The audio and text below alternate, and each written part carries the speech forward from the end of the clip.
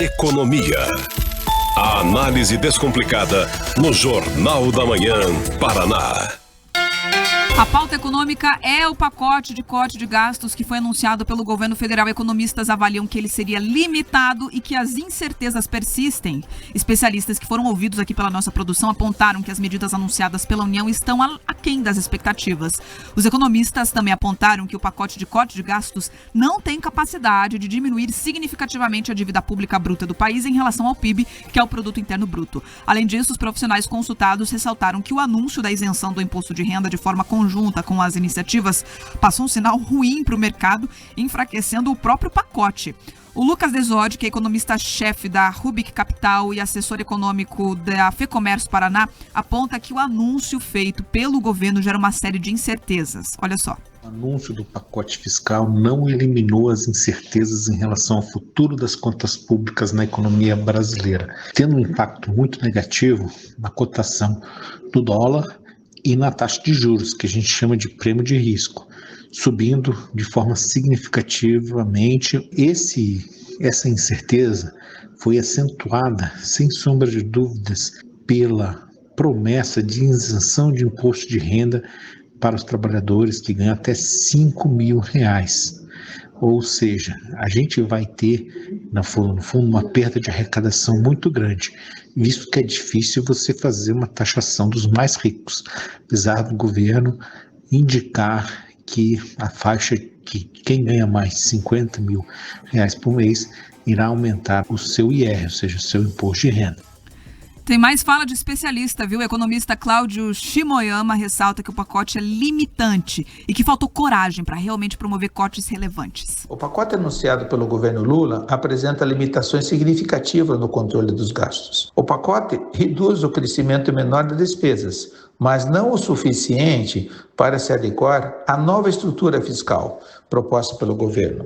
O governo está limitando o aumento do salário mínimo, mas outras contas, como benefícios sociais e outras despesas, estão subindo muito além do teto estabelecido. Na verdade, faltou coragem no redesenho de políticas públicas, que vem crescendo muito acima do teto. Além do pacote ser limitado, não apresenta medidas para sair do déficit ou atingir o superávit primário. Resumindo, o governo decepcionou por um pacote pouco ousado e sem perspectiva futura. Com isso, perde a credibilidade. O economista João Adolfo Stade, ele reforçou que o mercado financeiro está desaprovando as medidas anunciadas. Em 2 dias, a Bolsa de Valores teve uma retração de 4,5%. Então, o mercado está desaprovando as medidas propostas pelo ministro Haddad e traz algo que teria uma expectativa de economia em torno de 70 bilhões, é muito longe do que seria necessário para zerar o déficit fiscal, né, previsto lá no arcabouço fiscal. Esses cortes de gastos não combinam ou são incompatíveis com, na sequência, uma isenção fiscal. A verdade é que alguma coisa ali até pode fazer sentido, né, dentro da proposta. Entretanto, não tem efeito nenhum na questão que é necessária de redução dos gastos públicos. Por mais que a gente tenha um crescimento absurdo na arrecadação real, já desconsiderada a inflação, em torno de 10%, o governo gasta mais do que deve. E mesmo com apontamentos críticos de vários setores, o governo acredita que vai conseguir aprovar esse pacote no Congresso até o fim do ano. Em uma coletiva de imprensa, o presidente do Congresso, Rodrigo Pacheco, e também os ministros Fernando Haddad, da Fazenda, e Alexandre Padilha, das Relações Institucionais, falaram sobre esse assunto. Vamos acompanhar o que eles disseram. O nosso compromisso no Senado é que, tão logo a Câmara dos Deputados aprecie a proposta de emenda à Constituição e o projeto de lei complementar, o Senado submeta diretamente ao plenário para que possa ser ratificado em revisão aquilo que a Câmara fizer em relação a esse pacote. Então, esse compromisso foi feito com o ministro Fernando Haddad, com o ministro Padilha, com o próprio presidente Lula ontem, do nosso engajamento para que até o final do ano, antes do recesso, possamos ver a apreciação beneficiadas essas medidas da equipe econômica. Tivemos uma reunião bastante produtiva. Nós conseguimos, ao longo dessa hora, detalhar cada uma das medidas. Evidentemente que chegará o texto para análise, né, do Senado Federal, primeiro na Câmara, depois no Senado.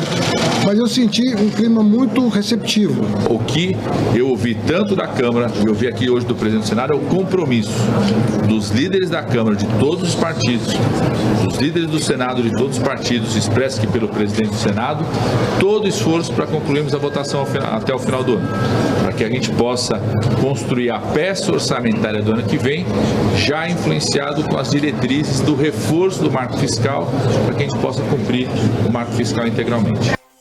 O pacote do corte de gastos vai ser encaminhado nos próximos dias ao Congresso Nacional por meio de uma proposta de emenda à Constituição, uma PEC, e por meio de um projeto de lei complementar. Pedroso, eu e tantos outros ouvintes aqui questionando, não vai ter corte de ministério? Como que ficou essa situação do super salário? Quem que vai passar a receber menos? O governo vai mexer nas viagens? Parece que não. Da onde vai vir esse corte de 70 bi? Olha, na prática, quem parou para analisar os números, eu parei para analisar os números, vi relatórios de grandes casas de análise, nós não vamos chegar nem nesse 70 bi. Eu vi um dos comentaristas, um dos especialistas falando, olha, o 70 bi já é abaixo do que precisaria. E ele está certo, já é abaixo. Só que a grande questão é, não vamos alcançar os 70 bi.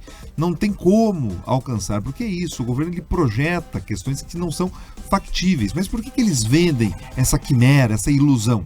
Simplesmente porque quando eles projetam uma arrecadação maior ou uma economia maior, eles conseguem preservar gastos na outra ponta, o que é ilusório. E é por isso que os agentes financeiros, que a gente vê ali, alguns chamando de mercado, simplesmente como se fosse uma personalidade malvadora, não é, são os poupadores. Quem tem ali um dinheiro na poupança, quem tem um dinheiro na renda fixa, quem tem alguma percentual no mercado de ações, que está poupando algum dinheiro, percebe que a situação está complexa e se assusta. Mas por que se assusta? Porque percebe que, infelizmente, o controle das contas públicas não é uma preocupação real do governo. E por não ser uma preocupação real do governo, eles não conseguem lançar um programa de corte de gastos factíveis. Vamos lá.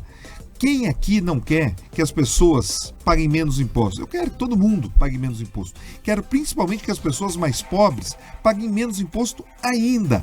Então, se me perguntam, olha, Pedro, você é a favor da questão da isenção do imposto de renda para pessoas que ganham até R$5.000? Com toda certeza. Eu acho que, inclusive, essa faixa poderia ser ampliada. Nós poderíamos ir além, porque hoje em dia a questão do poder de compra está muito prejudicada. Então, eu gostaria.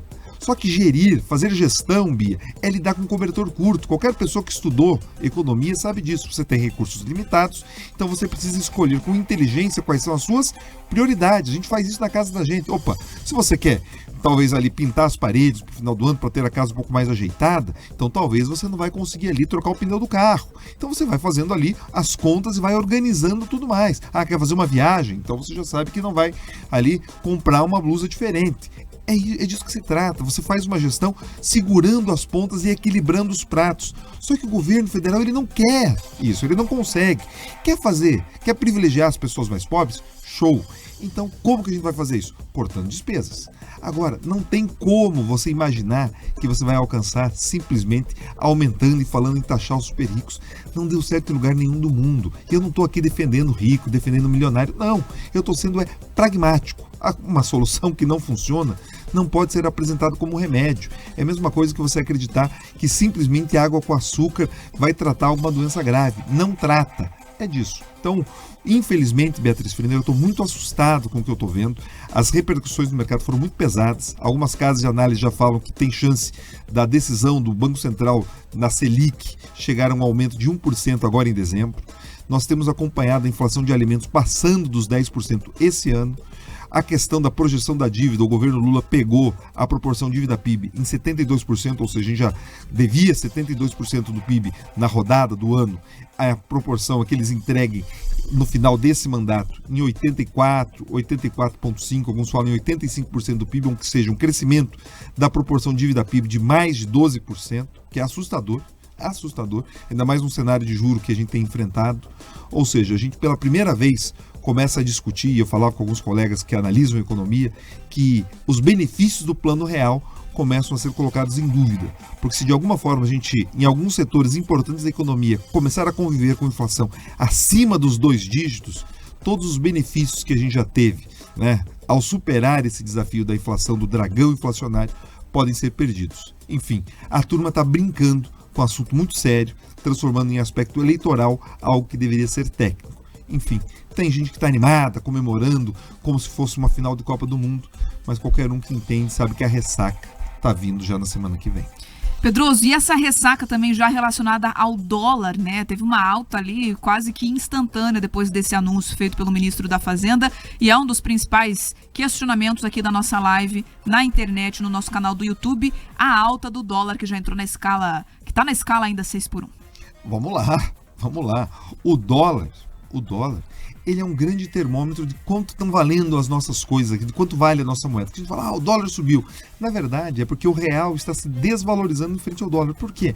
Porque quando a gente tem esse processo inflacionário e se coloca mais dinheiro no mercado, esse dinheiro vale menos. E as pessoas estão entendendo que o governo, de certa forma, está colocando mais dinheiro no mercado, está precisando, com a emissão de títulos, algumas outras manobras da Secretaria do Tesouro Nacional.